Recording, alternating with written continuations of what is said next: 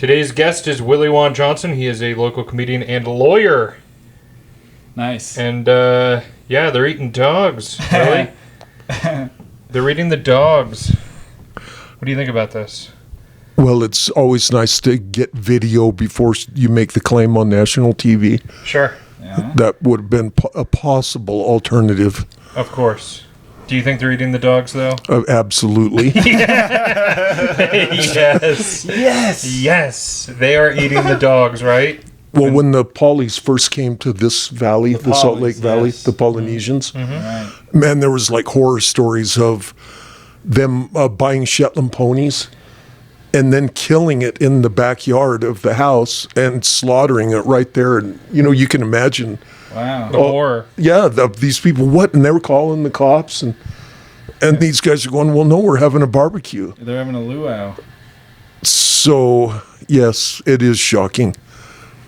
But they're doing it, for sure. And it's immigrants. It's Yes. not just general, homeless people and poor people. It's Well, immigrants. anybody who see a homeless person probably doesn't have enough initiative to skin an animal and That's properly true. cook That's it. true. Someone who's born here and becomes homeless, they want drugs, not cans.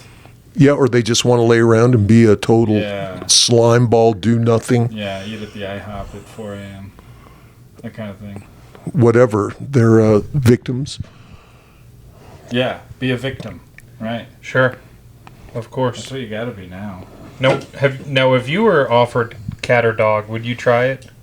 Well, I spent quite a bit of time in China 50 years ago, and You have tried it. dogs are big there. I've tasted dog meat, but I love dogs, so I took a couple of bites, and it was like, okay, well, it just sort of tastes like chicken, but Yeah.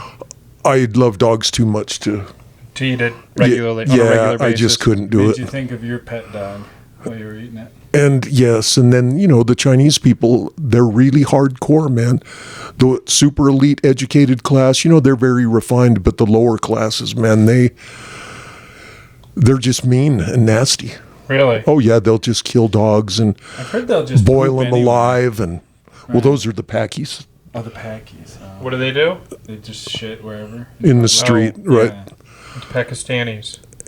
It's just I've noticed, these lower class Chinese people from China that, yeah, they'll take a live dog and just throw it into the boiling water because, they don't even think twice about acts of animal cruelty that would horrify us. A normal person. Yeah. Yeah. Yeah. Wow. Because they're starving, or just because they're that No, way? because that's how they do it. That's how you got to kill the dog, Yeah. skin it, sell the pelt, butcher it, sell the money, or They use sell every the part meat. of the dog. That's Yes. nice. I like that. And then, because when I was young, you want to see all the bizarre stuff. Yeah. And the one where they take a monkey and put it in the middle of the table, and there's a hole in the middle that kind of closes around it so it holds its head. Mm-hmm. It's just hanging by its head with these things tied around its neck, front and back. Yeah. And then people just take their spoons Yeah. and pop it on the head until the skull scratches and breaks. Yeah. And then they scoop it out and eat the brain while it's alive. Well, it's warm. You from watched living. this? Yes. That's horrible. 2 feet in front of my Oh face. my Did you have God, a how- scoop? No, Now- oh my God, no. Now, how could you not come seeing that? Wow. What in the fuck, man? And yeah. Wow. And that was in China? That was actually in Hong Kong, which is Kong. sort of like in China. And now these are tables specifically made for this? Yeah. Wow. Wow, that's crazy. and then what do they do with the rest of the We have a monkey? sale on monkey It's tables. removed and taken away. I have no idea what they Wow. That is do, but they do scoop out the brain and eat it. And, they have all these things Yeah. about, you eat this and it'll do this for your body, and you eat a rhino tusk and Yes. Yeah. get multiple erections, or, they have all of these. Is any of that true? Yes, absolutely. I had a Chinese lady who was our nanny, and she was the wife of a postdoctorate student who had come over here. But she had a master's degree in China of Chinese herbology. And, and she was here and she stayed with us for 5 years. And man, she knew everything about herbs. And I ended up hooking her up with those people down in Utah County, where they do all the supplements and all that. Yeah. Because, she was a certified herbalist. Right. And these, they really know their business. Okay. So you tried rhino horn? I didn't, but I've eaten many, and I have all kinds of herbs at my house that I eat. I probably don't have enough. I've never got well educated enough, but the problems that I routinely have, health type problems, that over the years, I've accumulated. This works for that. This works for that. So, okay, that's cool. All right, what about your cases? You're a lawyer. Are you allowed to talk about your cases at all? Well, there are restrictions. You can't give out confidential information. It basically goes like this.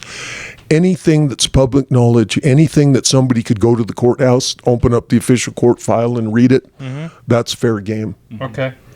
All right. I want to hear about your the worst person you had to defend. Well, there's some people that, you wonder whether they're demonically possessed.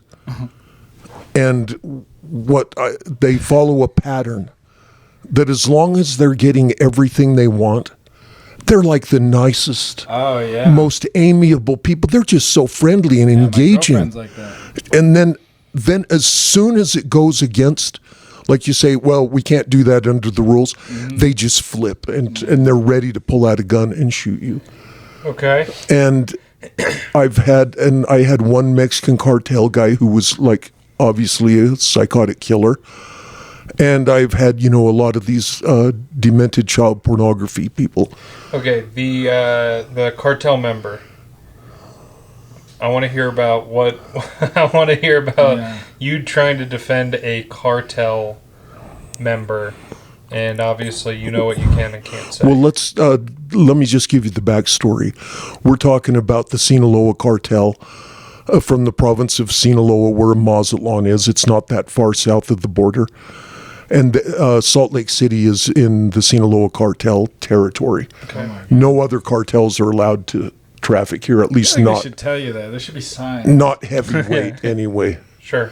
And so the way it works is they actually have employees. They come up here 30 days on, 30 days off. And they just come up here and they have houses in neighborhoods that they've rented, and they give the guy a cell phone and a car to drive around, and he works for 30 days. And then he goes back to Mexico and has 30 days off. And, it's very much just a regular business structure. And some of these guys are really bad. And like one client I had, his dad came up from Mexico, and all these bad guys are from Sinaloa, from the city of Culiacan, where Jose Malverde is from. And so the guy's dad shows up for his trial here in Salt Lake, and I'm looking at his dad, and he's missing both thumbs. Why? Well, and that's what I kind of looked over at his kid and said, hey, his kid had like 8 kilos of coke or whatever it was, powder. And I go, hey, how come your dad doesn't have any thumbs? And he goes, he didn't pay. Wow. So they're, now I can't remember if this guy's name is Jesus Malverde or Jose Malverde, but he's the patron saint of the whole province of Sinaloa. And they're, in the city of Culiacan, there's like a marble, almost like a temple in honor of him. And like people that are going to run a load into the U.S. or, commit these various crimes, they go down there and they pay to go in, and they just give gratuities to the attendants, and then it's sort of like the Wailing Wall. They write out their prayers and then tape them to the wall. Whoa. And it says stuff like, just let me make one more load without getting busted. Yeah. And these Mexican drug traffickers, man, they are like very superstitious and religious. Right. And because see, the ones that I run into are just the lower level hired hands. Okay.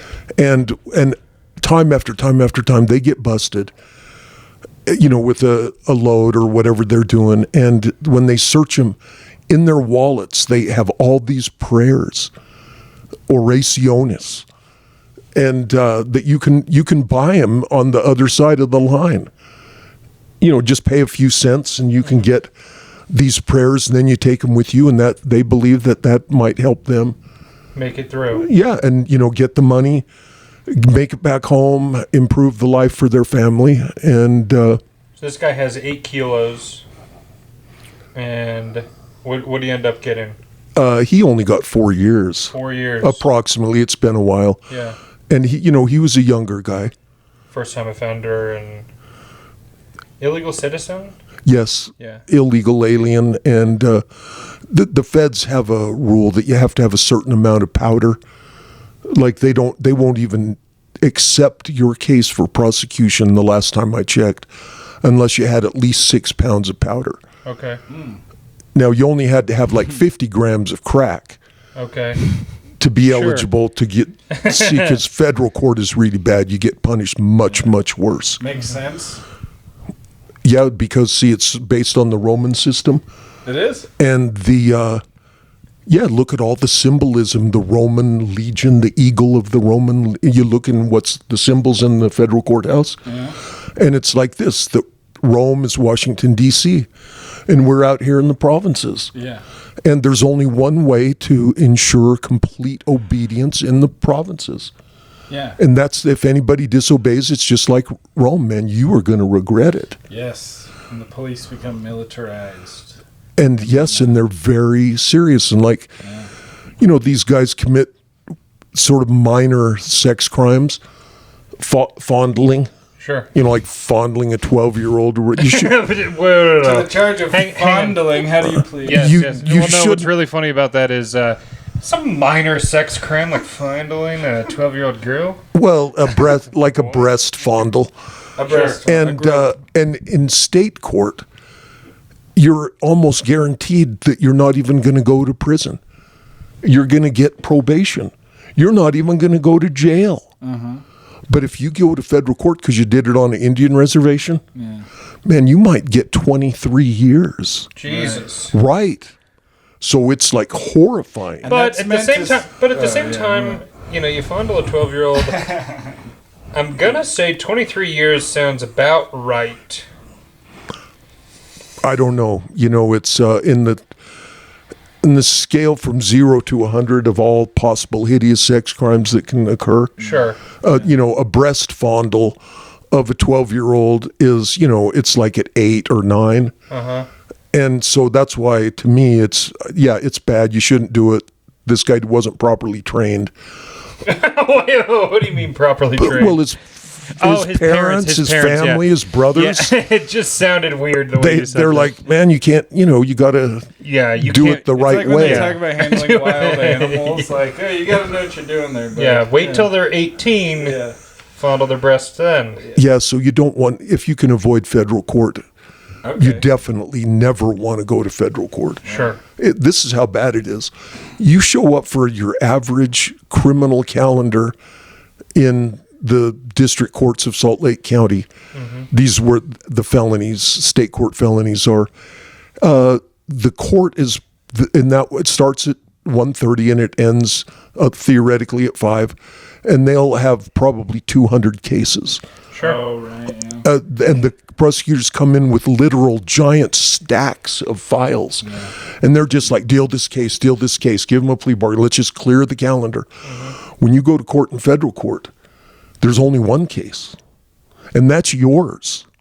Wow. And they've got like 4 FBI agents, 6 paralegals, 2 prosecutors, the secretaries, the IT people, and I mean, they're coming hard on you. Yeah. So it's, federal court is a nightmare. But from a lawyer's perspective, it's much better because when you do trial work, you get to, basically achieve the highest level of performance imaginable. Okay. Because in state court, most people, they never even do trials. Mm-hmm. But in federal court, if you're going to go to trial and have a trial, those judges expect that this is going to be a professional quality operation. Yeah. Like, for example, this was one where the judge had called me and asked me to represent this guy. And then later on, I'm getting paid. He calls me over. And he's asking me about why my bill's so high.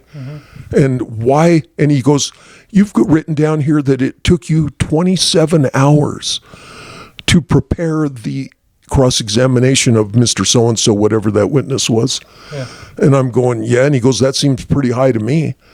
And I go, look, Judge, this is how it is. I can do a pretty good cross-examination with 4 to 5 hours of preparation, but pretty good isn't good enough. Your federal court. Yeah, this guy's going to go down forever, and that's how long it took. It took 27 hours. And by the way, he was found not guilty. And that is, for a lawyer, that is what you want. You are representing a guy, so you want. So, is there any moral dilemma for you representing, a heinous criminal? First of all, I've never been present when any of those crimes are committed. Sure. So I don't really know the truth. Yes. And it kind of goes like this. Some guy will come in, like when I was a new lawyer, this guy comes in and he tells me the story. And I go, okay, yeah, well, we'll go to court and we'll fight this. And then we're getting close to trial. And he comes in and he gives me a whole new story. Right. And I'm going, oh, well, this is wrong. So I go to the oldest, smartest lawyer in Salt Lake and ask if I can come and get some counsel from him. And I go, yeah, he's obviously lying. And he goes, what makes you think that the second story is the lie? Or the first story is the lie? Or that they're not all lies? Yeah. You got, just because he changed the story, that doesn't mean anything. Yeah. It's just a new story. Yeah. And a lot of they don't know you. They can't trust you. They're usually very unsophisticated, so they just give you their best story that they can think of, not knowing the intricacies of the law. And then later on, as you're sending them law and emailing them all this information, then now I get it. Sure. And then all of a sudden, they're going, oh, I should have said this. I should have told him about that. And then they come in and, in the beginning, I'm like freaking out thinking the first story is always true and the second story is the lie. But as that guy pointed out to me, man, they're probably all lies. Yeah. They can give you 20 stories and they're all lies. And so you'll never know what the truth is for sure. Of course. So I don't care about that. And I've even looked at clients before and said, look, dude, just shut your fat, ugly mouth. This isn't about you. This is about me. And this is about me getting free advertising and advancing my career. And you just need to shut your mouth and let me do my job. Yeah. And I had this true psycho from Massachusetts, Irish. He was Boston Irish. 340 pounds of blubber. Sold coke. He was a Catholic. Sold coke in a pub. Went crazy. Stole a Subaru from his mom. Some beat up old car. I mean, this guy was pure poverty. Drove all around the United States committing all these crimes. Shot these people in the face. Oh my God. And he would rob them on the freeway. Yeah. At the rest stops. Yeah, and shoot him in the face. And then just get in and drive down the freeway. And never once did he get caught. Yeah, they would. And then he ended up trying to shoot these ladies in Zion's Park. Okay. And then he was driving around the country, Pacific Coast Highway in California, shooting people in the face. Florida, shooting people in the face. And then in Georgia, he kidnapped and raped a 13-year-old girl, left her naked on the side of the road, and went to Maryland, ended up serving time there. When he left the facility in Maryland, the Georgia Bureau of Investigation guys were waiting for him. Really? Right. And so and he went and he got 50 years for raping these, but he's from Massachusetts and he really doesn't like black people. So Georgia is not. I would hate him. Right. Georgia is not the best place to be if you don't like black people, right? Sure. Correct. So he starts sending endless letters to the director of the FBI saying, man, I committed all these crimes in let me get to the Country Club federal prison. Yeah. with some white people. Okay. And they just ignored him. And finally he did. He got to the head of the FBI, and they sent someone down, and he confessed, and he did all this stuff, and he wanted to. And so anyway, he had another lawyer here first, and nobody get along with the crazy, but I always get along with him just fine. So they call me in for that. And I get this guy, and I'm going, okay, fine. He goes, I just want to get federal prison. I go, it doesn't work that way, man. This is what's going to happen. You're going to get convicted here, and then you're going to get sent back to Georgia, and you have to do those 50 years first. Then you can start your federal time. Yeah. And he never did believe me, but I said, well, we're going to trial on this, and because that's what you want. And so we did do a trial, and he was found not guilty. Really? And he was, usually at a trial, when someone's found not guilty, it's sort of like a jubilation thing. Yeah. He was so mad. And he's the one, like the day before the trial started, I'm at the jail talking to him, and I just said, dude, just shut your fat, ugly mouth. I don't even want to hear you talk. And so, yeah, that was great. Quick little interesting story. There's Zion's Bank. He's shooting at these two girls. They're from Ogden. Okay. They're beautiful Mormon girls. The older sister, she's got a husband. They're all down there doing their Zion's Park Beautiful thing. faces. And wonderful, beautiful people. And they had taken the younger sister with, even though she had chemo when she was like 10 years old. Mm-hmm. And she just couldn't. She was very handicapped. She couldn't speak, and she was kind of paralyzed. And, Okay. But someone I would watch on Instagram. I but would follow. someone, her sister was so kind that she took her little sister down there with them, right? Mm-hmm. So the boys are, the husband and his friend, they're climbing the mountain, the rock face, and they're like 3 hours up there, and they're sitting in the shade, just talking like girls do. Mm-hmm. And all of a sudden, knock, knock, it's this guy, give me your purse. And they're like, we don't have a purse. They're in our tent. And he's like, and that sister, the oldest sister, she saw him look at those keys. Uh-huh. And he had a gun in his hand. And she made the split-second call, and she started that Subaru up, and she peeled out of that parking lot. He emptied 8 rounds into that car, flattened 2 tires, shot out the windows, but didn't get either of those girls. And they thunk, thunk, thunk, make it, and he leaves. And this is years later, and this is a great story. This is the only good thing that ever happened in my entire career. The girls, at first they put the little sister on the stand, and she's pointing the guy out, right? Yeah. And what am I going to say? What am I going to say on cross-examination? Am I going to get up and go, "Well, you little whore, he was your ex-boyfriend," or some story? Yeah. There is no story. No. You now, where were you on the date? and she's pointing him out, and and they say questions. I go, no questions, and that's fine. I knew we were going to win anyway, so because they charged him with the wrong crime. But it would have been funny to cross-examine her, and ask her anything. Well, but there's 12 citizens on the jury, of course. And it's 18-foot high ceilings, and it's the ornate thing. You got to be cool there. But anyway, so.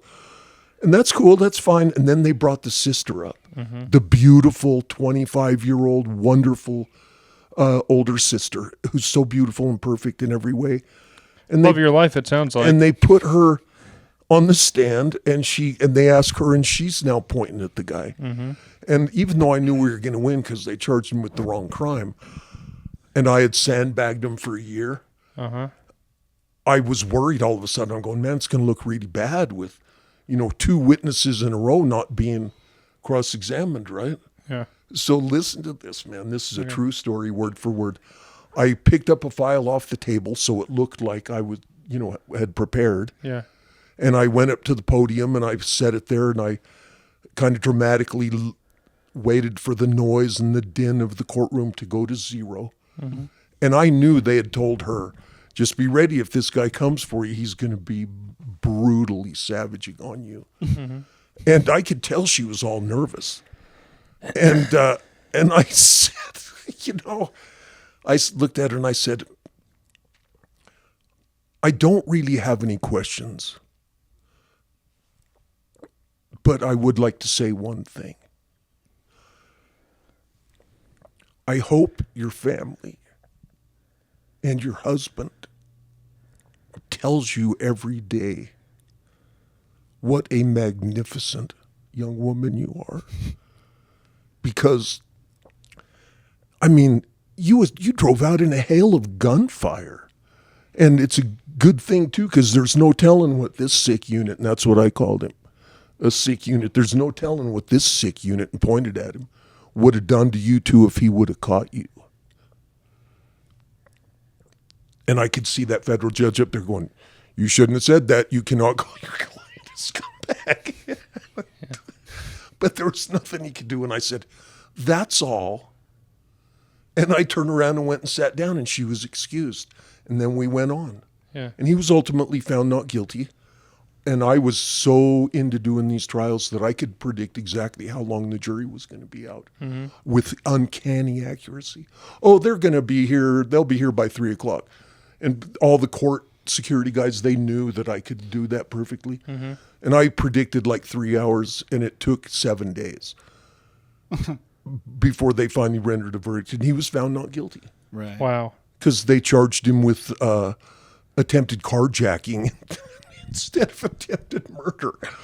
But anyway, we so that was over, and I'm just going about my life. I'm at my office, and knock, knock. This lady shows up. She comes in, and the secretary's there or whatever, and I go, hi, because I could see, and how can I help you? And she goes, do you remember me? I go, no. And she goes, I was in that trial. I'm so-and-so's sister. And I go, oh, yeah, I remember you. Well, please come in, sit down. How can I help you? What's going on? And she goes, I had to come and talk to you. I go, okay, what do you want to talk about?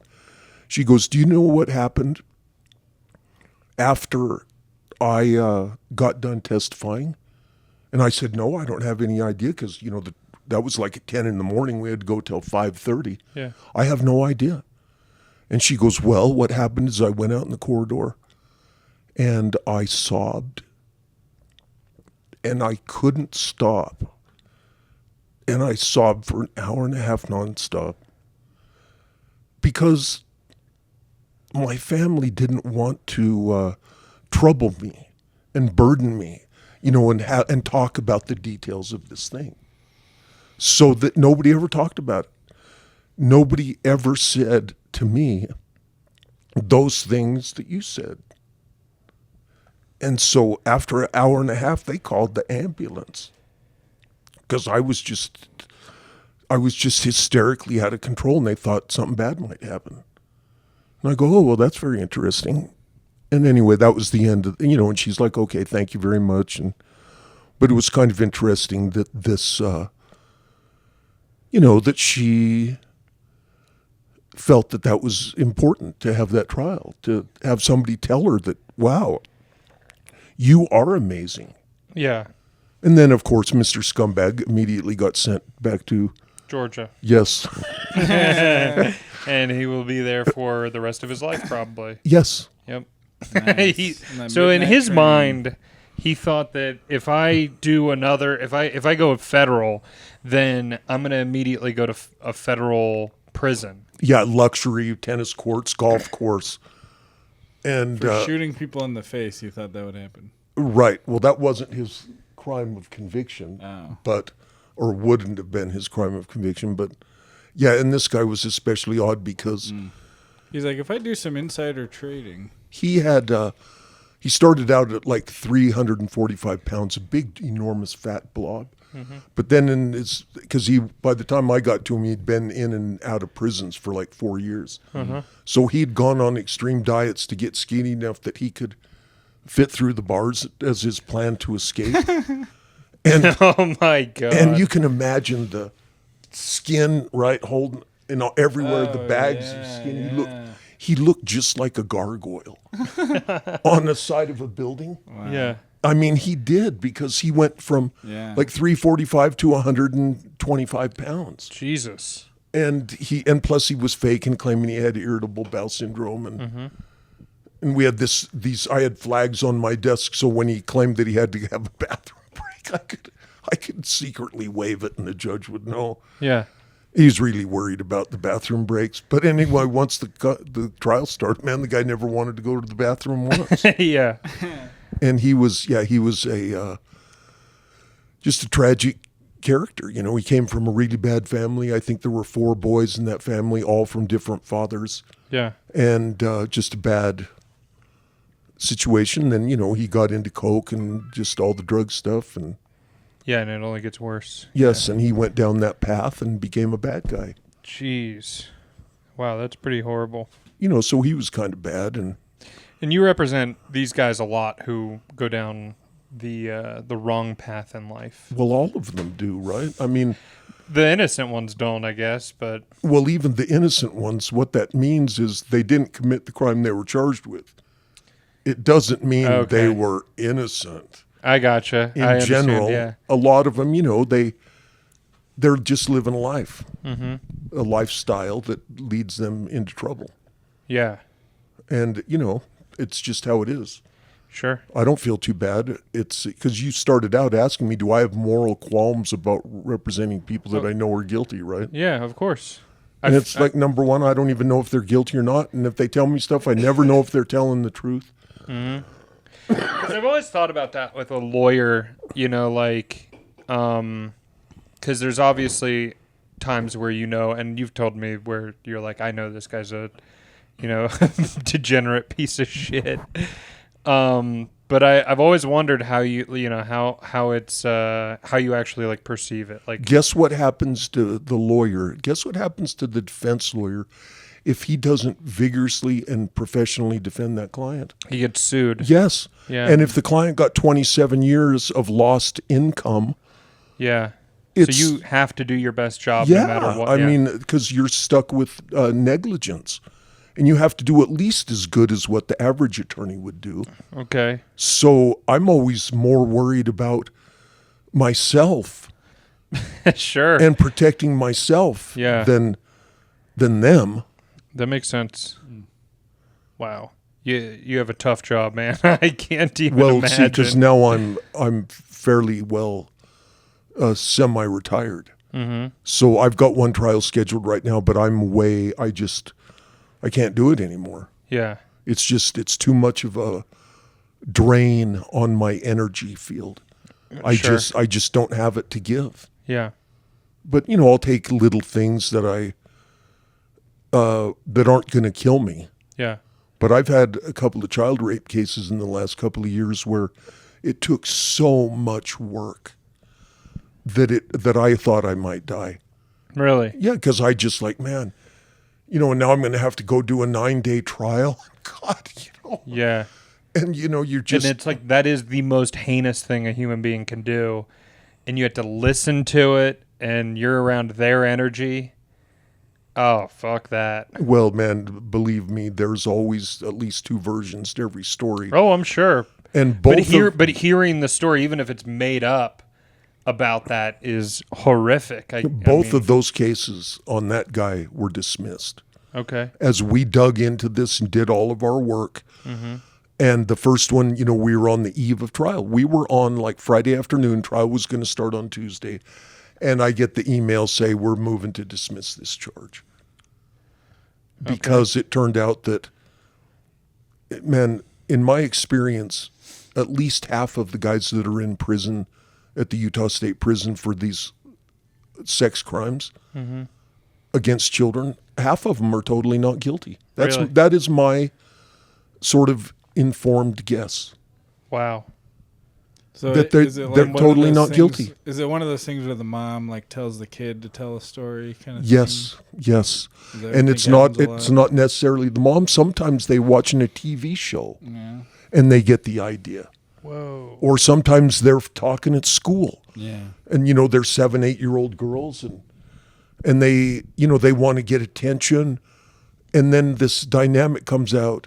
Once a kid starts talking about that they were sexually abused, Yeah. all of the adults, as you can imagine, just completely freak out. Yeah. Yeah. They have caused such a gigantic storm of nightmare for everybody that now they're afraid to tell the truth. Yeah. They're in and they're afraid they're going to get in more trouble if they tell the truth Yeah.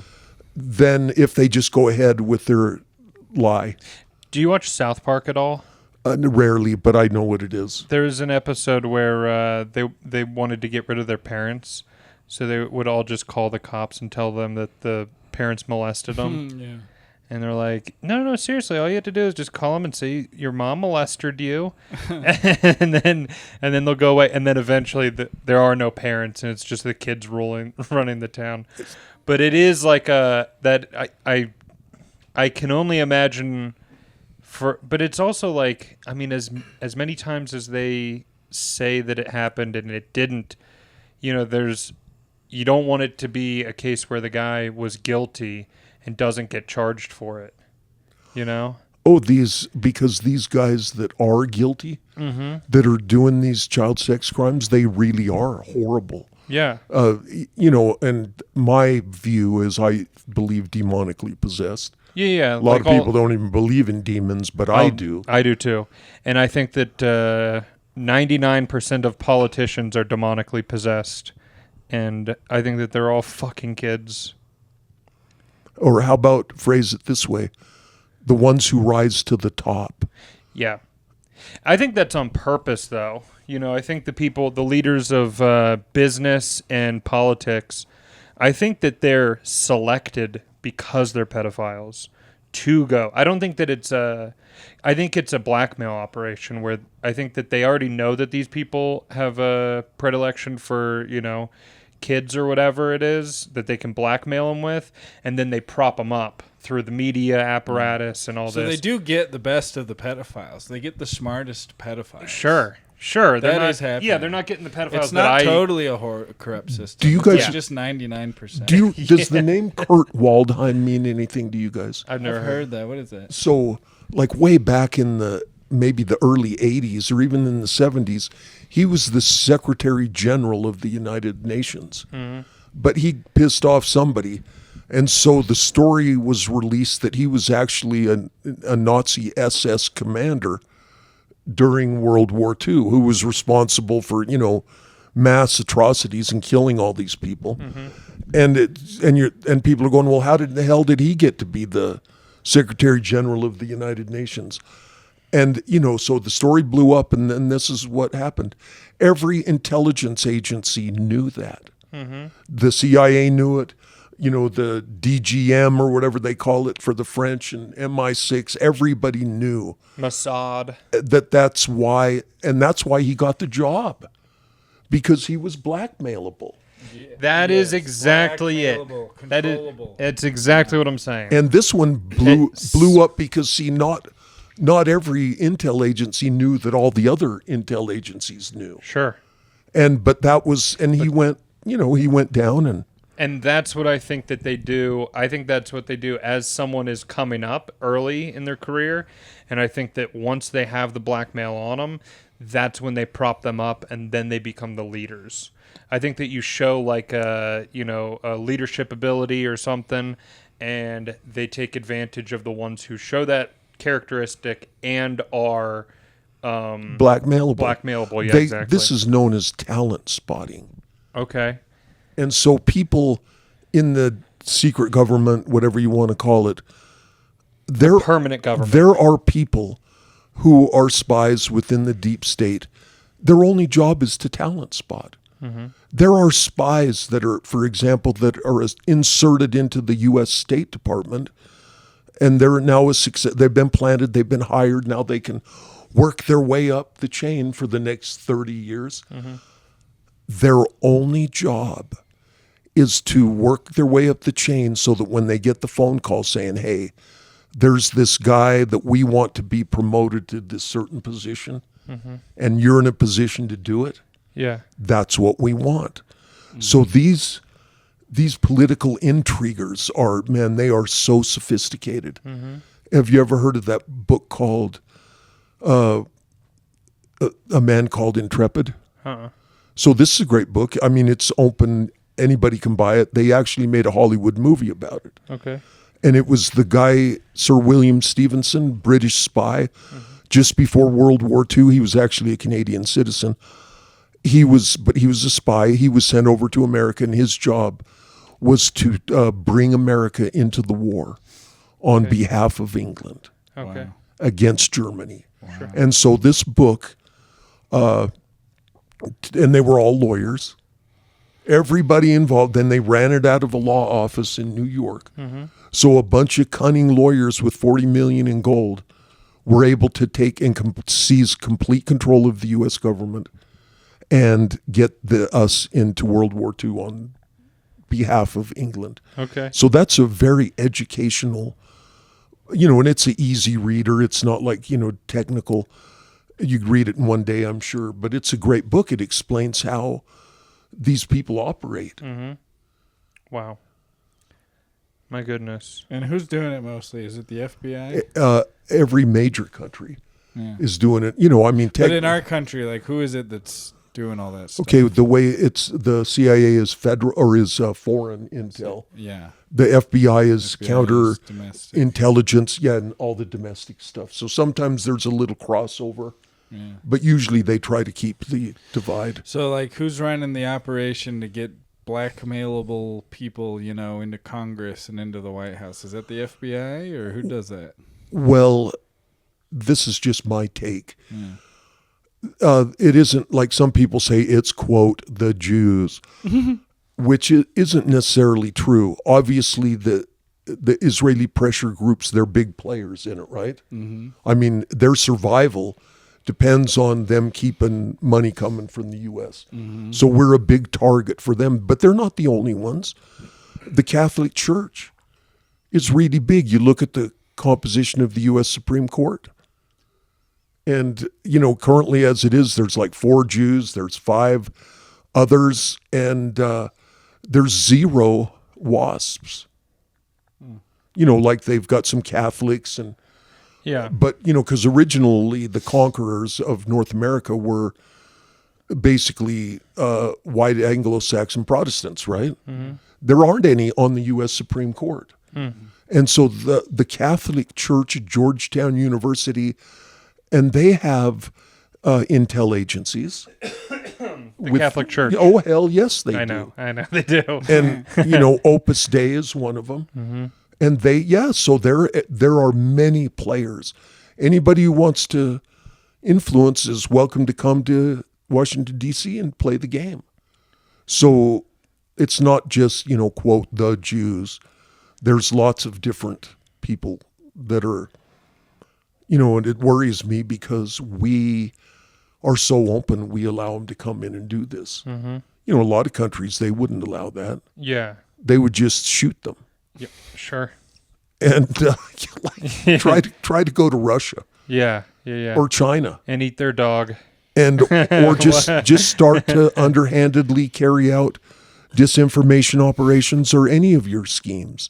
Mm-hmm. You would be arrested, maybe shot immediately. Probably, yeah. Yeah, that is true because like in America, they definitely I don't know, man. It at times feels like the people who are running things hate us so much that they just want chaos. You know what I mean? Well, my take at the current time is that this is the Democrat. There's a lot of Democrats. I'm just talking about the controlling top 200 in the United States. They want to destroy the United States. They're bringing in millions and millions of aliens. They're spending money like it's insane to cause inflation. Mm-hmm. That's why they're doing it. So, and it decreases the value of our money and it leads to economic collapse. So it's pretty much clear to me that the reality is these people are actually trying to destroy our country. And what do they stand to gain from that? They get to be in charge. And whatever's they left get to after? have the perverted, evolved international communism. Right. They get to be the world government, and they get to be players within the world government. Right. And they get to tell everybody else how it's going to be. Yeah. Now, for the world government, do you think, I've heard this before, that as, because they've been working on a world government for 75, 100 years probably. And they have all their different, so I've heard that London is the financial sector of the New World Order, and then Rome is, or the Catholic Church is the religious sector, and then Washington, D.C. is going to be the military sector, basically. And, the Pentagon and D.C. are going to be the global military, where the global military would be. Yeah. What do you think of that? Do you think that's possible? Do you think that's the end goal Hey, of once destroying America? legally the authority to order troops in our country Yeah. passes to some international organization, Uh-huh. Yeah. and under the then existing law, they have the power to send troops. We're screwed, man. And you think that's coming soon? When do Sure, you think that that happens? is exactly what they're working on. Yeah. They're trying to get us into these treaties, and that's what happens. They suck the United States into some treaty, and under the law, a treaty is basically more powerful than the U.S. Constitution. Yeah. And so we should be very careful about any treaty that we get into, but people are helter-skelter just joining all of these global warming treating, this treaty, that treaty. And give up our sovereignty to international powers. Yes, and we're just inching closer and closer and closer. To world government. Yes. And have you read Henry Kissinger? Have you listened to... Well, I come from that era where, I know the whole Henry Kissinger saga. Mm-hmm. And, because he was Nixon's advisor way back during the Cultural Revolution and Was he was the Secretary of Defense? of State. Secretary of State.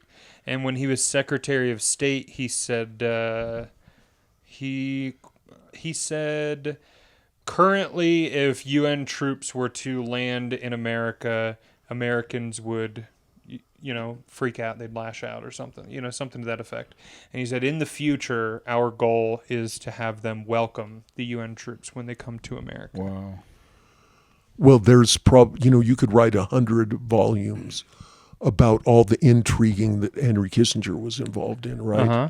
Of course. And Probably one of the most evil people America has ever seen. well, and plus, see, this is just my own personal bias. I don't like these people that foreigners coming in, Kissinger was actually born in Germany. Mm-hmm. So he's not a blood American. Yeah. And then they bring some guy who's not even a true American in and put him in charge of something important like that. Same thing with that Nikki Haley. Mm-hmm. She's, she's not, I guess she technically was born here, but she is she's so loyal to the Sikh community in India. Yeah. See, now that's an interesting little side story. Mm-hmm. The Brahmins, the highest caste in England or in India, they are, I've been told that they believe that they are very much connected to ancient Israel.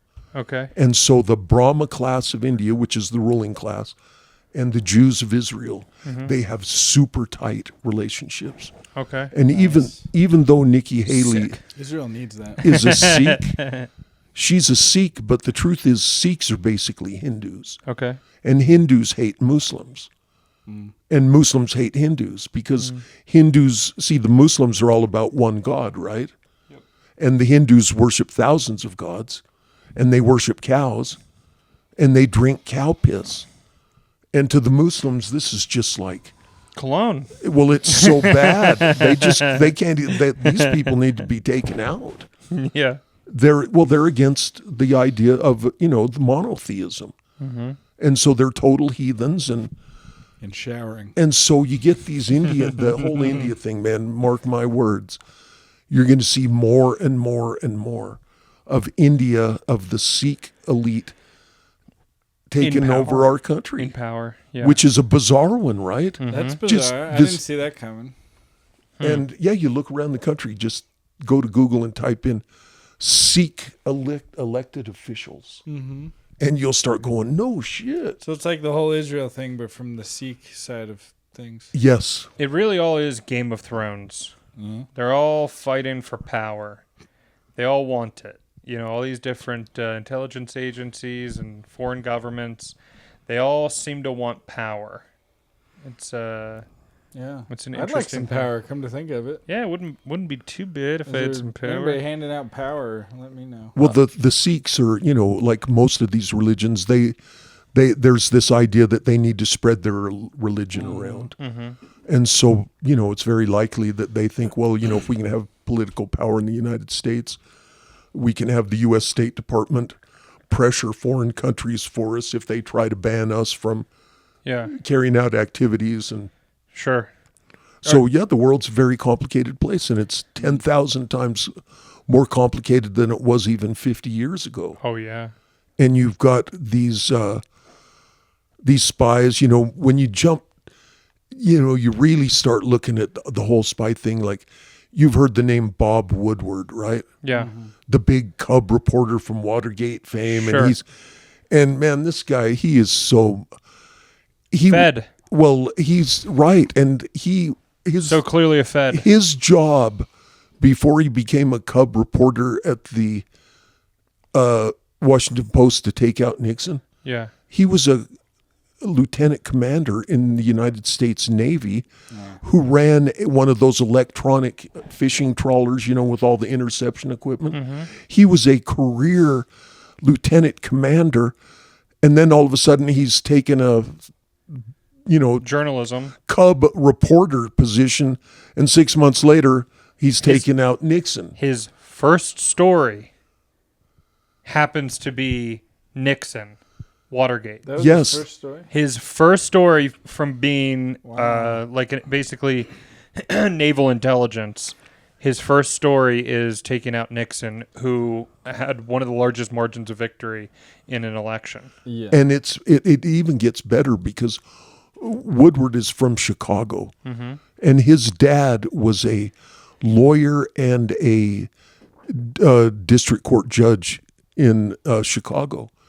And his dad simultaneously was a CIA asset who ran, you guys don't remember because you're too young, but up until about 1978, anybody who was a communist or a leftist in the United States was actually targeted by the FBI. Blacklisted. And The Red Scare. Yes. Yeah. And so it was called the Red Squad, and each major city had a Red Squad, and Salt Lake had one. Mm-hmm. Their job is to keep track of these leftists and to do disruption of their whatever.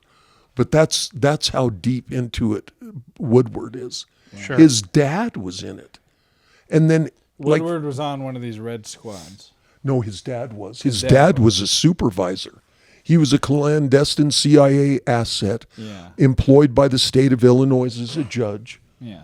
Who, in addition to his judge job, also was the guy who ran the Red Squad in Chicago. Mm-hmm. So there's this stuff.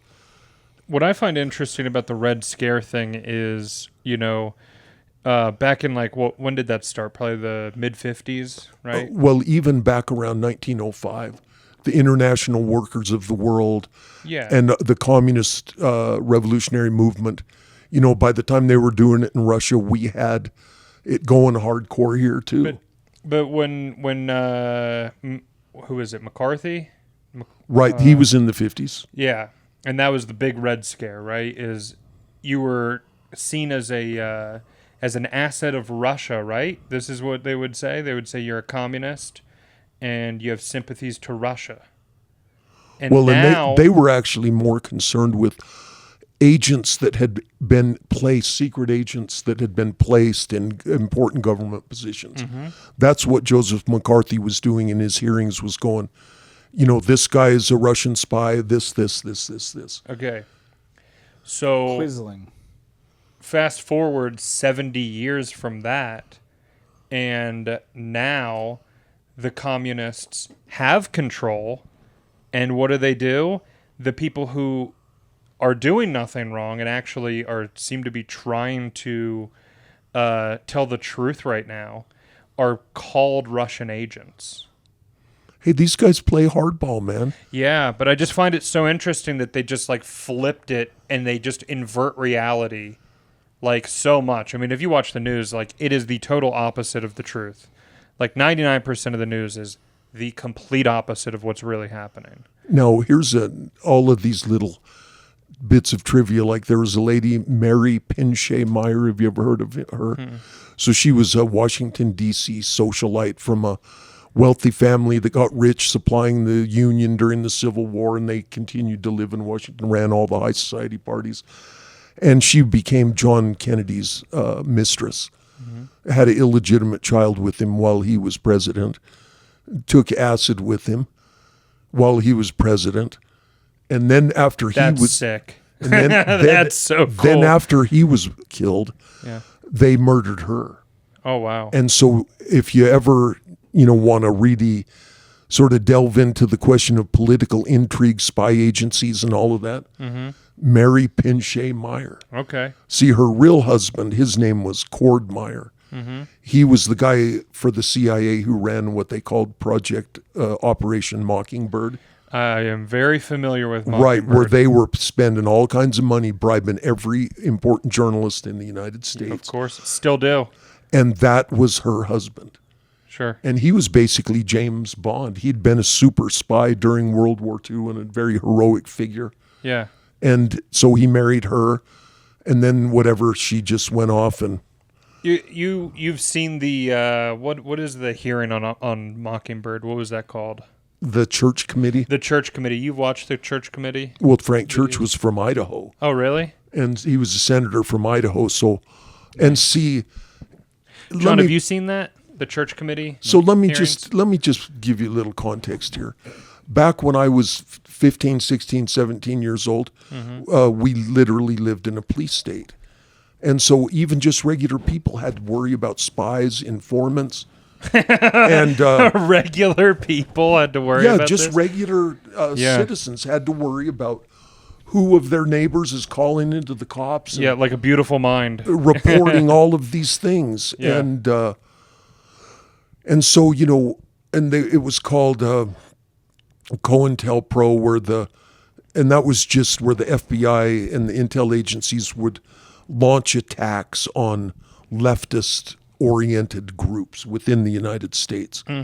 So if there was some group that was against the Vietnam War, they were, whatever was the issue of the hour, they would put their people in to start every problems. trick that they could do to control these people. Insert agents, run wiretaps, do disinformation against them to discredit them. Agent provocateurs. Try to start trouble between them and other leftist groups. Yeah. Everything you can imagine. Spray 'em with a hose. So I grew up in that time walking around being paranoid and looking over my shoulder, literally looking in the rearview mirror and doing counter surveillance as I was driving at age 16 to find out who in the hell might be following me. Yeah. Wow. And this was at the time one joint, man. Straight to the prison. Oh, wow. I thought you were saying that you would smoke one joint and you thought that. No, but that that was the 60s. Everybody was doing that whole thing. Speaking of which, can you tell us that story about, that's a pretty good story. Now, I'll talk about this. I got this at the thrift store. So that's why I'm wearing the Black Lives Matter shirt. I thought that it was funny if I would wear it. Willie, why are you wearing Taliban clothing?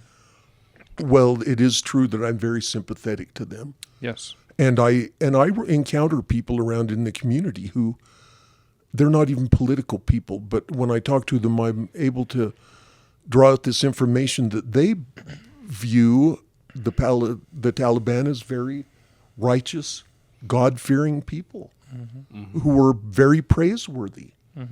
And so I just, but the truth is, why do I dress? The only Taliban thing I'm wearing right now is a vest. Yeah. Well, it's the only kind of vest you can get.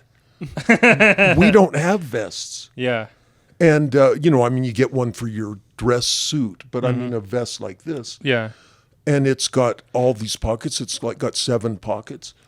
And you can carry all your stuff. If the pockets are perfect, your phone never falls out. I've never lost my phone. Okay. And now, does the brand on the inside say Taliban? Well, they do come from Kandahar. Okay. Kandahar. And so it's definitely, all you got to do is go to internet and type in Taliban, Yeah. and you're going to see images. And, Shop now. and you're going to see these guys, Yeah. right? And they all dress the same. Mm-hmm.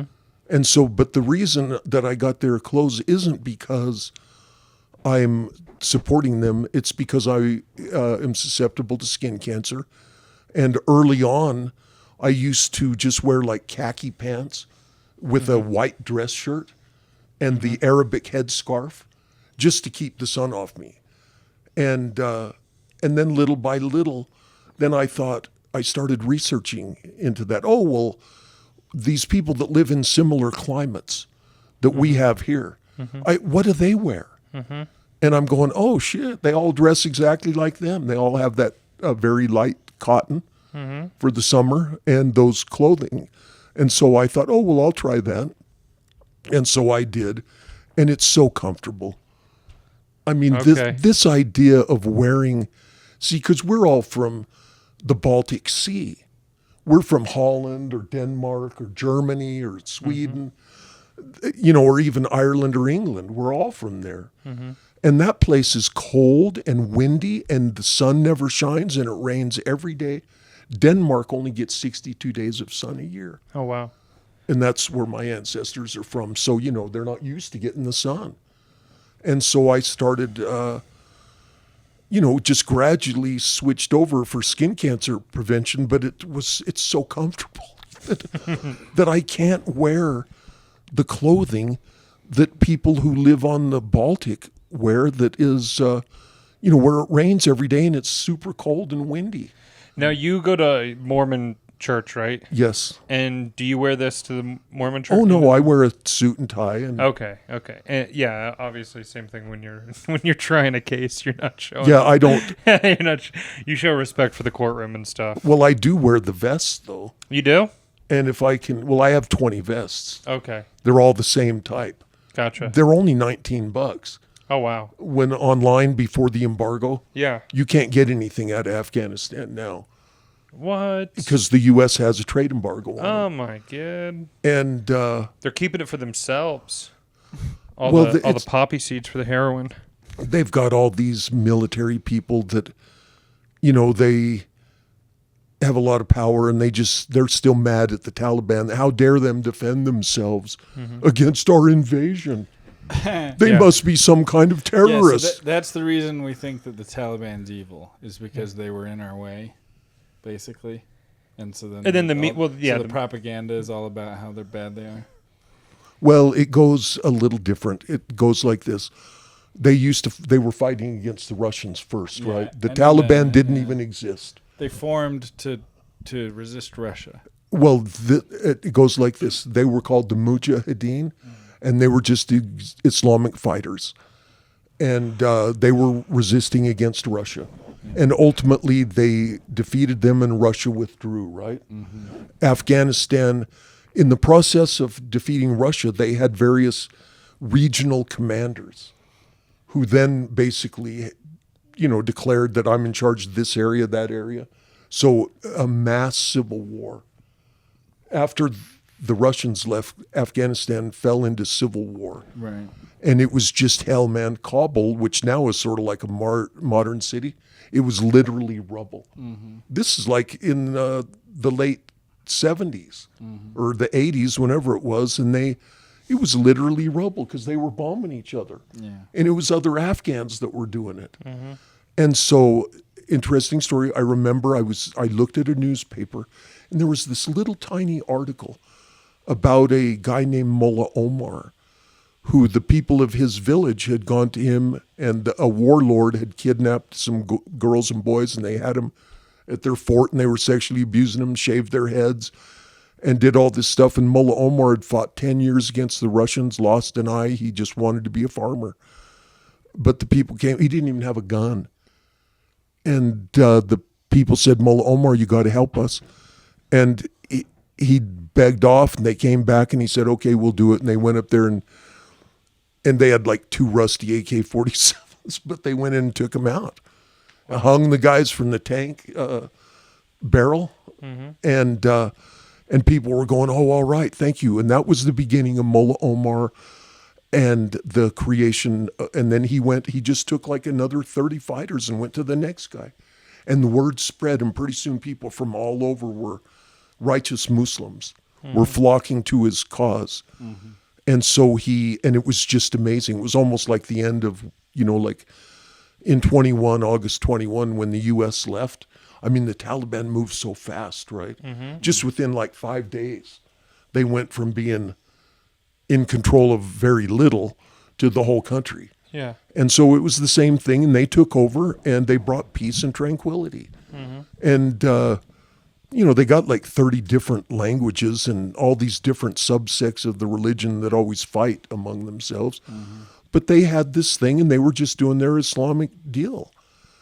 And, apparently Osama bin Laden was there, and there were people that were doing training, but the Taliban was not in on 9/11. I mean, that's just not true. Yeah. And the real people who trained those 9/11 guys to carry out these attacks, according to the official story, was who? Who trained those guys to fly the planes into the buildings? The U.S. Yes, we did. In air training schools here in the United States, right? Yeah. Oh, really? That's on record somewhere? Oh, absolutely. Oh, hell yeah. And What's Bin Laden's real name again? Osama bin Laden? No, Tim Osman. Tim Osmond. Yeah. There's a CIA guy from 1989 who, his name's Tim Osman. He looks exactly like Osama bin Laden without a beard. And then I think it was the 70s or 80s. And then in 91, he becomes like pretty high up in the Taliban. And the U.S. was sending him money until 90. What year did he go on the most wanted list? 94? Something. I get it. Yeah, he helped with he became a mujahideen and provided various services to help resist against the Russians. Yep. And then the U.S. flipped on him. And you never know about these stories, though, man. Is this disinfo? Oh, of course. Yeah, that's everything that could be a lie. Now, see, I personally claim that I know more than anybody else about this subject because, my original career goal was to become a professional revolutionary. Okay. That was my goal. Wow. And I traveled the world to all the revolutionary zones and all that stuff. And like I was in Lebanon during the Lebanese Civil War when the Christians were fighting against the Muslims. And, and the main guy who, there's that group Hezbollah now, and the leader, his name is Hassan Nasrallah. So even before Hezbollah existed, I had met the guy in South Lebanon. His name was Musa Sadr. He was a Shia Muslim cleric who was sent from Najaf, Iraq, into southern Lebanon to help the community get strong and to rebuild their destroyed lives because they were in bad shape. So I was over there during that shit, so I know all about all of it. There isn't anything that I don't know about when it comes to Islamic revolution. You were there during war. During the Civil War, yeah. Now, so what is a day like in a Civil War? Because Okay, it goes like this. You better have a lot of money when you get there, dude. And the airport's closed, the harbor's closed, the airport's intermittently open. Okay. But the people are bombing the runways. Yeah. And they've got artillery. It was the Christian phalangists, they're basically Catholics. Yeah. Against in North Beirut, against them. And so it's like you got to have a lot of money because you have to pay for security. You can't just go over there as some dumbass and go, like I did, go, well, I'm here, man. Let's do it. Yeah.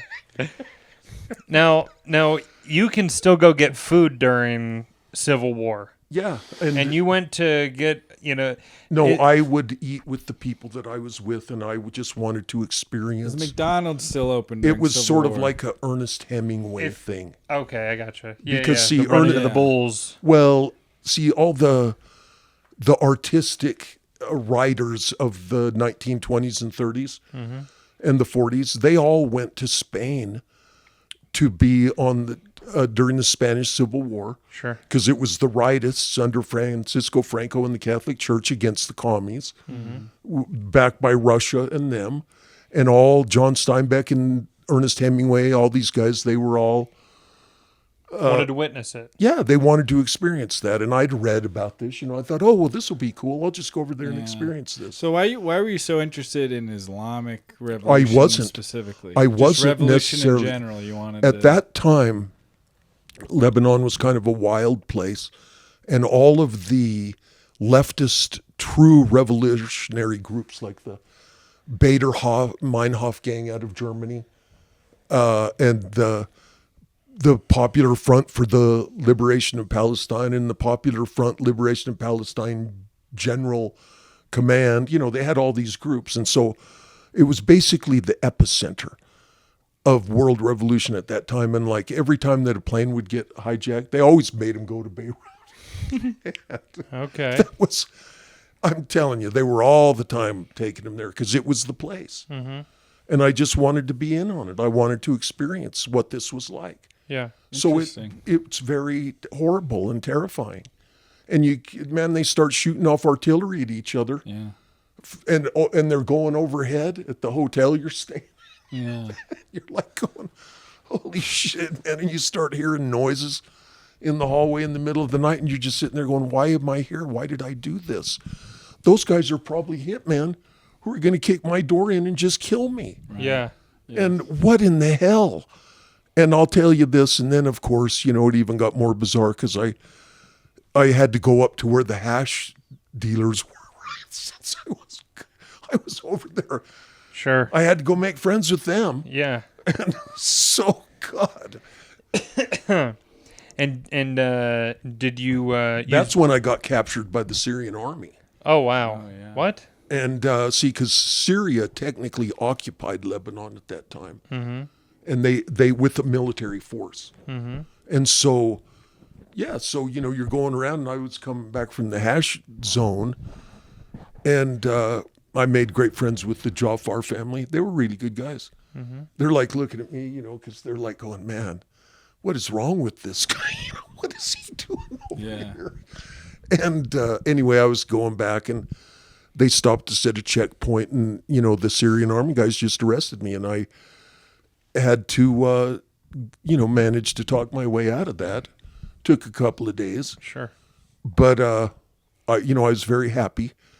And then ultimately I just had to get out of there because my nerves were shot. Mm-hmm. Literally, I would hold up my hand, Yeah. I just couldn't do it anymore. PTSD?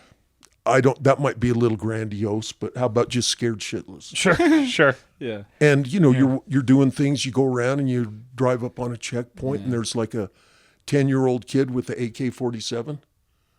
Right. Or 3 or 4 of them. And you're just... And you're going, oh, God, man. Don't make any fast moves here. Yeah. Because they're 10 years old, 12 years old. They don't know. They'll just start blasting you. Yeah. And Jeez. so I wasn't really Islamic oriented. I just was, resisting against any authority. Sure. And so that was where you would go to be part of the World Revolutionary Movement. And this is what year? This was in the 75s to 78, somewhere in that row. I actually went back and forth several times, but Okay. so I get there, and the PLO, they're all Sunnis. Mm-hmm. And they're just the most cowardly, worthless dogs ever. Yeah. I was so shocked at how Big Shiite fan. Well, the Sunnis, man, they would, when the Catholics, the Maronite Christians, the phalangists would launch an attack, these guys would just abandon their positions, run to the shelters, and kick the civilians out. Oh, wow. And cower in there like little bitches. Uh-huh. But there's these other fighters that are coming out. See, because Beirut it's like Salt Lake, man. It's right on the Mediterranean. There's a little bit of flat, and then these super steep mountains. Mm-hmm. So it's all like 8 or 10 story tall concrete apartment blocks. Mm-hmm. Just hundreds and hundreds and hundreds of them. And so when the stuff was going down, the Shia would come running out of the apartment buildings with RPGs, and they were so happy. They were just so full of life and joy. Like they just got that. Well, they were ready for Christmas. They were ready to die Yeah. for their religion, and they would thinking run about right out virgins. and blow the turret off a tank or whatever, you know. Mm-hmm. They'd like get in a side alley because those streets over there are kind of windy. Yeah. And it's not like here with broad boulevards, you know, so those tanks go around, they don't get that great of a view. Mm-hmm. And those guys are waiting there, they're like 30 feet away, well, 30 yards more likely, and they'll just, man, blow the turret right off that tank. Oh wow. And these guys were just so happy and high-fiving each other. Yeah. And so then I'm like, oh, who are those guys? Oh, they're the Shia. Who are they? Oh, those are the guys who follow Ayatollah Khomeini. And, oh, okay, well, they're cool. And then so I ended up Smoking hash with them. they don't do that. And I had I just a know. relationship with some of those people. Yeah. And so I kind of got into religion through the back door. Mm-hmm. Because I was raised as a Mormon, but I never paid any attention. Mm-hmm. Just like all the other young guys, right? Yeah. But then I sort of got educated in Islam first. Okay. And then that led me more into Christianity. Because, you know, the Muslims, they're 100% down with Christianity. Mm-hmm. They only have really one point of contention. They believe in Jesus. They believe in the Virgin Mary. They believe in all of it. Mm-hmm. They just don't believe that he's the Son of God. Yeah. Yeah. That they just don't believe that. Yeah. But everything else they believe. Mm-hmm. So in learning all of their religious doctrines and all of that, then it kind of, oh, okay. And it started to come a little, Now, while you were over there, did you meet any gay men? no. You didn't meet any gay men? No, but I'll tell you this. My hair, I always thought I just had brown hair, kind of like his, John's. Yeah. But those guys thought I was blonde. Oh, wow. And man, they were like all the time going, oh, you have blonde hair, you know, and I'm like going, man, are these guys going to try to queer me or what? You know? And so, but I didn't actually see any. You think they found it sexy? Yes, yes. Oh, really? Oh, yes. It was like lustful almost. Oh, my it's God. got blonde. Oh, I love your hair. Dutch boy over here. Yeah, Oh, whatever. And it's no. just like, but you know, I'm pretty big Yeah. and intimidating Sure. against most people. So, you know, I didn't actually have any problems like that. That's good. I'm glad to hear that. But I was glad to get the hell out of there. yeah. I'll tell you, when I left, man, and I was coming back to the world, Yeah. I was very happy. I just heard that Iran has 0 gay people in it, and I just thought that was... Well, they punish I'm them. sure. Yeah, exactly. So I was wondering if the rest of the Islamic world was similar. They're fine with, you can go trans if you want. That's their solution to the problem. So if you're gay, you just go trans, and then you're straight. Well, you've seen the propaganda about how the Iranians hang the homosexuals, right? Sure. That's typical U.S. media lying. Mm-hmm. What they do is when they find homosexuals or anybody else who's committed heinous crimes, John, they kill them. when they find homosexuals like you, they just kill them? Yeah, they take them, and like if there was the famous good. one of the Oh. guys getting hung on those construction cranes. Mm-hmm. And, you know, because we do it nice, where you drop 6 feet with the rope and then it snaps your neck and you die instantaneously. They don't do it that way. We still do that? They just choke them. Yeah, well, what they do is you're standing there with your feet tied and your arms behind your back, and they lower the construction crane with a little hook on the end. And they just wrap it around your neck and have one of the family members of the victim running the thing. They just Oh, my God. give it a little gas and pull you up. Whoa. And then you're just you know, it's Yeah. not a good way to go. It's not an Okay. easy death. Yeah. And but those guys who did that, they had like kidnapped and raped these kids, and I mean they'd committed all of Deserved to these die. Yeah, they got their just reward. Sure. But of course, the U.S. GAY controlled media is putting out this line that, oh well, they killed the homosexuals for being homosexuals. Yeah. And I'm not up on all the ins and outs. I did try to go to Iran during the Iranian Revolution, but Not happening. well, I actually I had tickets on That is on Iran Air. Yeah, but that's hilarious to be like, I had tickets to the Iranian Revolution. They wouldn't give me. They wouldn't give me. I couldn't get a visa. I had front row tickets to the Iran. They wouldn't let you in. Well, I went to New York, and they would not give me a visa. Why? Do you think if you were a Because journalist? they were, maybe. Yeah. But I mean, I'm just some guy showing up, and they're like, Right. you know, they're just not. Oh, well, why? And I'm going, well, because I want to be part of see the revolution. You know, and they're like, get out. Yeah. And some guy's going, well, go to London, fly over there, and see if you can get one there. And I tried, and I just couldn't get it, so I had to go back home. Damn. But I really wanted to do that. Of course. That sounds like fun. Yeah, that was a big major deal. Yeah. And, you know, and he turned out to be a great guy that, you know, Americans have been trained to hate him. Yeah. And they know Like absolutely most. nothing about him. Now, so Saddam. America is trained to hate Saddam. Mm-hmm. What do you think about Saddam Hussein? Well, he was just a guy who was on the make, and he actually started working for the CIA like when he was in his 20s. Mm-hmm. In Egypt, was recruited. I think this is all common knowledge. Mm-hmm. And then, you know, he went up through the Ba'ath Party, and, you know, he's working as an agent for the British and the French and the Americans. Mm-hmm.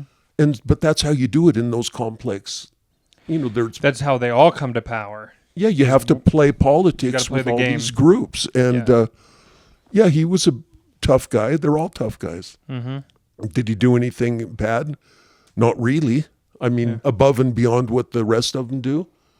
Exactly. But he... his crime was, wasn't it getting off of the dollar or something? That's right. well, That was the big one that was got an him. actual crime. Yeah. Not, Well, got see, him. not what we hung Israel for, wanted us. See, the attack on Iraq after 9/11 was Israel wanted us to take them out because Saddam was their number one enemy. Oh, Israel wanted that. Yes, and That's so why there was the dancing Israelis on 9/11. yes, The what? The dancing Israelis. What's that? The Israelis dancing on 9/11. so this is the deal. The towers are on fire. Yeah. The planes are smashing into them. Yeah. There's some fat, dumb lady, housewife, looking out her window because she saw it on TV and she could see across the river. Yeah. And she's looking out in amazement, and she looks down in the parking lot right behind her house. And there's a van there. Oh, And there's these 5 Israelis on top of it, jumping up and down, celebrating. that's crazy. And she goes, this is all available. You can get a 911 call. She calls Yeah. and goes, hey, man, this is really weird. There's these people. So they rolled. The cops rolled. They arrested their asses. Yeah. And they were held in jail here in the U.S. for about 6 months before the political pressure got them released. Yeah. And so you can find on YouTube these guys being interviewed on Israeli TV after they got sent back. Mm-hmm. And they're going, what were you doing there? And what did they say? You remember? what? What did those Israelis say, the 6 dancing Israelis? What did they tell the Israeli TV they were doing in the United States when that lady saw them? I don't remember. I don't think They I saw said- the video. We were there to document the event. Whoa. I didn't even see that. I saw the video. I saw the video of them dancing, but I didn't know that they said that. Yes. And it was a group interview of all 6 of them. And we were there to document the event. Wow. And so the goal was to get rid of Saddam, and because he's an enemy of Israel. So they set this whole thing up and, attacked and went in there. And so, those guys are mean. You got to be a tough guy. Yeah. But isn't it, I mean, because we went after Osama, and Osama was supposed to be in Afghanistan at the time, right? Well, he had been there, but then after the Russians left, he moved on. But we ended up going after Saddam, even though he had nothing to do with 9/11 at all, right? Well, at Just the like time, a fog of war, at the time, the media and the lying Bush government weapons of mass destruction. was claiming that Saddam had given safe passage and refuge to the... Okay. So if you look back on those old articles, you'll find that, that was the story.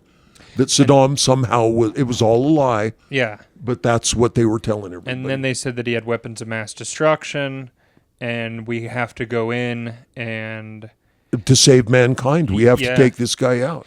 and they at the front of his Saddam's compound or whatever, he has these big gates and stuff, and they have these big brass emblems on them. Mm-hmm. They have those brass emblems on eBay for $35,000.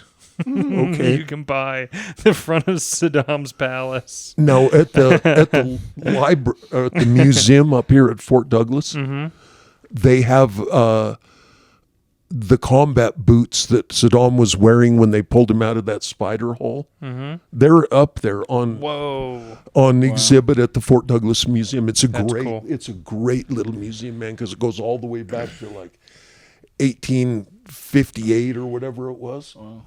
And they've got some great stuff. I actually contacted Saddam's wife. You got into contact with her? Yeah. Or just, oh, okay. Yeah, I was able to track her down. She lived in Jordan at the time. Okay. And I offered to sue on her behalf to to have to return that illegal war booty. Ah. Just causing some grief. Yeah. Yeah. Just causing some trouble. Yeah. And I love it. she wouldn't do it. And I'll tell you this, man, this is a true story. If you look at the law of Utah on assault, it can be enhanced if you assault a correction officer, if you do this, depending on who they are. And now in Utah, if you assault somebody who's in military uniform, then it goes up. Guess who is responsible for them passing that law? Oh. Me. Really? Yeah, because these little bitches thought they were so tough. They were in their uniform downtown at some pizza place, and they just were acting like little bitches. I was just coming out of the place, and they were like, sort of like trying to block me in or something, exert their authority over me. And I told them, you fucking little punks, shut the fuck up. And then they said something, and then they said something, and I said, well, hey, look, dude, I'm not chained to the floor. Yeah. So you guys want to do something, go ahead and do it. Make your move. Mm-hmm. And they both ended up in a bloody heap, all three of them, a bloody heap right on 3rd South in Salt Lake. Sure. And it was like just a few months later, the legislature is like, well, we have to. So I'm assuming that. Sure. And they used to, I was mad, man, at the time, because the U.S. was committing all these atrocities. The U.S. military was just doing all of these horrible things. Mm-hmm. And like at Liberty Park, the Army was using that as kind of a physical fitness training thing. And I just couldn't contain myself. Sheesh. It was like, hey, fuck you guys, man, you little pussy bitches. And why don't you try, you fucking guys think you're so fucking bad. Yeah. Let's find out. And I would taunt them and invite them to come and start some shit. Mm-hmm. Because I thought it was so bad that we were killing millions of people. Yeah. And that these people are just total slugs. They just eat taxes and kill on command. Yeah. And they have no character, no integrity. They'll kill anybody. And I'm just like, no, you are not cool. You are not a cool guy. Yeah. And one of my relatives, he was in the U.S. State Department over during that time which means he was working for the CIA. Mm-hmm. And so he was there for both battles of Fallujah. Mm-hmm. And I think that was I can't even remember what year it was. 90s? Well, it was right after, it was like in 2004. Oh, okay. And there was one in June, and there was the one in November. Okay. And they just, they kicked our ass in June. The Mujahideen did. Yeah. But then when we finally went in to shut him down, I mean, if you see the videos and the footage of that, I mean, this is a city of like 4 million people just reduced to absolute rubble. There was not one building left standing that wasn't basically obliterated. I mean, there are a few walls here and there standing up. Yeah. And, and there's these Democrats right, who are supposed to be the anti-war libs, and they're just like, oh, look how cool I am. They all, in Iraq and Baghdad, they had those big archways they were like Middle Eastern swords. You've seen that, haven't you? Where cars could drive underneath, and that's where everybody had to go stand to get your picture taken. Yeah. With your M4 rifle to show you were the conquering hero. Yep. And so I haven't even spoken to that guy. Wow. Because it's like, dude, you participated in mass slaughter of people all based on a lie. Yeah. I mean, I feel like so many people were like, I don't know, I feel the propaganda was so strong. And especially we had a false flag followed by an inundation of just propaganda for a fucking decade. Right. You know what I mean? Top quality, the best propaganda that humans can create. Yeah, it was literally the best propaganda after 9/11 is such a major, if you think, you turn on the TV that day and the president of the United States is on the TV saying, we know who did this, it was Osama bin Laden. A normal person is just going to take him at his word that he knows the truth.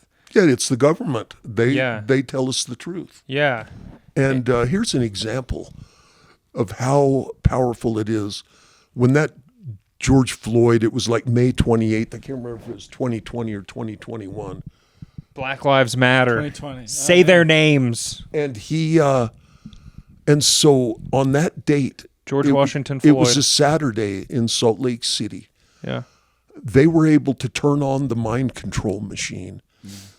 I was in LA during that. Okay, I got caught in that. I remember. You're in Salt Lake. Yeah, I was driving. I had no idea what was happening. I was just driving around. And so the entire downtown of Salt Lake, from 3rd West to 7th East, from 1st South to 6th South, was completely jammed bumper to bumper. No car could move. No more cars could get in. And they had just triggered through their mind control. And you saw it, right? Oh, yeah. It was just a bunch of angry white Democrats. Yes. Yeah. And I mean, the whole thing, it was literally bumper to bumper. And I, of course, scary. I'm going to get in on that. So I went down and Say their name. and I couldn't get any closer than 6 South. Yeah. Just because, it was literal gridlock. Yeah. And I went down early. So I had tickets to the. So I took my bullhorn that I carry in my car usually in case I need it, and I went down there and I parked on 8 South and walked all the way to 6 South, and I got there and I started in, and they were a perfect captive audience because it was gridlock. Yeah. And all I said was, don't let them trick you into becoming a criminal. Yeah. The media is trying to trick you Right. into committing crimes. Yeah. Yes. Do not. That's all I said, and I said it over and over, man. And I got the video. Yeah. These 2 Antifa scum came on me with baseball bats to murder me, Yeah. and I got it on video, and I couldn't get the city cops. They completely buried the thing. The FBI, because that's a federal civil rights violation. You have the First Amendment right to speak, right? And when people come and use violence to deprive you of your right, and the FBI wouldn't do anything, the local cops, man, they completely buried this thing. Wow. And I was really pissed because, when you got 2 Yeah. guys and they've got baseball bats and they're ready to get you. And I think that what you were saying, I think that is right, and I think that Antifa was a lot of agent provocateurs to create chaos. Because they were on someone's payroll. Here's an example, man. On March 16th of 2016, Donald Trump came to Salt Lake City as part of his initial election campaign. Yeah.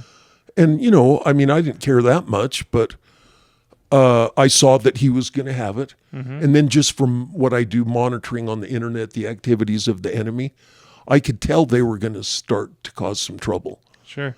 And it was first going to be at the Salt Palace, and then they changed it to the center, the event, whatever it is on 6th South. It's been torn down now. Yeah. It only held 1,500 people. And I called the Republican Party and said, hey, you guys, these people from California are going to come up here, and they're going to start trouble, and there's going to be violence. And they're going to try to shut down Donald's thing. So and they just blew me off. And I mean, I was shocked. And so what I did was I just filed a application for a protest permit with Salt Lake City, so that the entire frontage of that event, from State Street to Main Street, from that side of the sidewalk all the way to the street, was our venue on my demo permit. Yeah. And that meant we had exclusive rights to those things. So I was there with my friend, and man, there was this massive line. They loved Donald so much. It went all the way around. I mean, it only held 15 people. There was like 15,000 people. Wow. Outside. And the commies from California they were staging up at the city and county building, and it's only a 2-block walk. So they came down and they were going to do an attack on Donald, and shut down his event. But it was great because I just was out there. I had, what are those things, a lanyard? Yeah. So I just had a lanyard for some stupid thing. It had nothing to do with that, but it looked official. Yeah. So I'm walking around and like I'm in charge. Yeah. And I'm telling the cops, these people can't be here. Here's my permit. They cannot come here. So they had to be clear, 6 traffic lanes away. Yeah. And they were coming over and complaining and moaning and saying, this is public property. And the cops are going, dude, if you don't leave, we're going to arrest you. And so I was able to create a buffer. Yeah. But we could tell they were getting violent and they were getting ready to do stuff. So we had 3 phalanxes of dudes that me and my friend just went and got badasses from the crowd and said, hey, do you guys want to be in on this? So we all just stood there in 3 rows deep, locked arms, and said, come on. And so we held them at bay for like 3 hours, but then the wives are going, we gotta leave now. And, nothing had happened. So then they did attack, and it did get violent, and they broke the windows and they Jesus. did some stuff. But for the most part, we shut them down. Yeah. Now, what do you think's coming up? Do you think more of that? Well, this is my current take. Things have accelerated so fast, and the technology and the algorithms that are involved in the mind control, because these are all intel operations, right, that are going on, it's beyond my ability to comprehend. I don't know what's going on. I've got a sense that there's really bad stuff. They're going to destroy the country. They've got all these scams that they're going to set up, and they're going to do all this stuff. But there was a time when I would have claimed to have a good sense for exactly what was going on. Current time, I don't know. Wow. I do not know. It's chaos. And I'm very worried. Yeah. And I think that they are going to, it's like I said, man, they're destroying the economy on purpose. They're bringing in 30 million foreigners. Can you think of one society in the history of mankind where they've flung open the borders and invited the barbarian hordes to come in? No. Like Rome had a problem with that in the 400s. Okay. With the barbarians wanting to come in. And they would migrate across the border, and then China and the Mongolians. Yeah, but see, China resisted. Yeah. And they built a wall. Large wall. To keep them out. And well, they built an okay wall. And so, yeah, they're... I'm just unaware in the history of mankind of any nation just standing down and saying, yeah, bring them in, man. Yeah. All you have to do is let's make up this legal fiction about you can claim asylum. Bring them in, and we'll pay for whatever and they we'll want. give them $5,000 cash card as soon as they get here. Yeah. And I mean, it's so obvious that this is a well planned out, well lawyered operation. Yeah. That they're doing. Replacement migration. And yes, something, whatever they're doing, this is not just coincidence. Yeah. And we actually have U.S. agents down in these countries encouraging people. Yeah. And it's been going on for like a long time now. Yeah. And we were sort of immune for a long time here in Utah, just because, we're out in the middle of nowhere. Yeah. But I've seen a lot more Oh, they're eating the dogs. of Dogs of and aggressive Spanish speakers. Yeah. Aggressive Spanish speaker. I caught one. I caught an illegal immigrant trying to fuck a kid. And okay. Yeah, I caught one. I'm trying to think of where that was. I think it was the Walmart down South Salt Lake. Yeah. And it's like, I mean, they just use. I mean, yeah, that's a whole nother thing. But they're just using Google Translate, and then they're talking to kids online. I mean, and there's no question. I'm gonna cook. Nobody's eating my cat but me. So. And, and I mean, I believe it or not, I am very pro these immigrants that come to the U.S., on a human level. Yeah. Because you hear their stories and it's just heart-wrenching, the hardship that these people go through to get here. Mm-hmm. And, and I'm like, just on a human level, I'm like, wow. And I was recently contacted by this girl. She's now about 22, and I defended her dad on some kind of thing, and he didn't get a felony, but he did end up getting deported. Mm-hmm. And she contacted me recently. She wanted to get the police reports to try to fix it where the dad and mom could come here. Yeah. Because she's now married and a citizen, and she was going to sponsor him. And I just remembered back to when I was doing that case all those years ago. Of her at the time, she was like 13 years old. Because, a lot of these Spanish speakers, their English is so bad, they have their kids do the translating. Right. So it's not uncommon at all to have an 8 or a 10-year-old kid. That was my roommate, David. He would translate because his parents don't speak English. Right. I mean, his dad speaks terrible English. So even they go to the bank and open an account, they're taking their 10-year-old kid with them. Yeah. And she was just a great young girl. And she was telling me that, they were from Venezuela, and they came up through, they were from Peru. Mm-hmm. And they got her into Mexico, up to the border. And she did the tunnel thing. Mm-hmm. Her and her mom, they came in a tunnel. Yeah. That's probably pretty scary when you're Yeah. 12 or 13 years old. Yeah.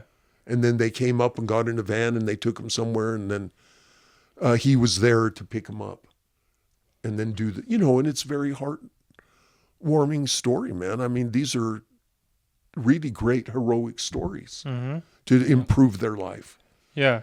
And that particular story is just the most amazing one, because I didn't have the real bad guy. He was a Peruvian guy who was so smart. He lived in a ghetto. He got ghetto dwellers in Lima, in North Lima, with the cops won't even go there because it's so dangerous. Yeah. And they faked up, they had this giant plan.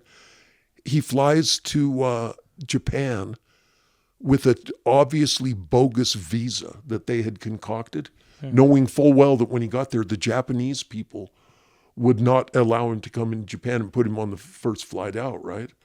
And when you go over, it was like direct from Lima to Tokyo.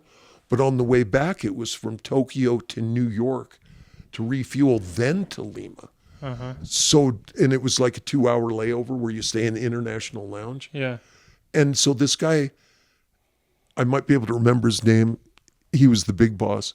He comes in, he gets kicked out of Japan. He gets to New York. Underneath, he had a United Airlines overalls Yeah. with a rope around his waist under his clothes. And somebody had, they were aware on that terminal where there was a broken window. So he went over to that place, dropped onto the ground out the window, took off his clothes, and now he was in his United Airlines thing. Yeah. Walked whatever the hell, made it into Manhattan, got to the bus station, got a ticket to come to Utah. And he came to Utah with nothing. Wow. And he just doing dishes and everything, but he was hardcore, man. And pretty soon he opened a company called Big City Insulation, where they did insulation on all these construction jobs. And man, it wasn't long at all. He owned a ranch up in Heber, and he owned all this land, and he owned about 80 rental units. Jeez. He had some 16 plexes, 4-plexes, but he was so greedy that he got these slaves from Peru up through Mexico, and he would go down and pick them up, and they'd come and work for him. He had like 15 per apartment, and they would and he'd only pay him like $1,000 a year. Like literal slaves. Yes. And so a couple of them, just for whatever reason, they were outside lamenting and a cop went driving by. They just waved him down. And it happened, the guy was a returned missionary, a Mormon guy down in Provo. And he spoke perfect Spanish. And he, what's up? And they start talking to him, and they go, man, you're being human trafficked. And so those guys got citizenship out of it. Whoa. And then everybody that was in part of that thing got arrested. Oh, wow. And my client wasn't even, he was related to the big guy, but he hadn't ever done anything really bad. He was just a worker at the company. Sure. And so he was let go with just some minor misdemeanor immigration thing, but he did get deported out of it. Man. But imagine the creativity of the big guy. Yeah. To concoct this elaborate plan, right? Yeah. Right, geez. No, when you get to the terminal in New York, why couldn't he just walk out in his clothes? That Because he was wearing? when you're on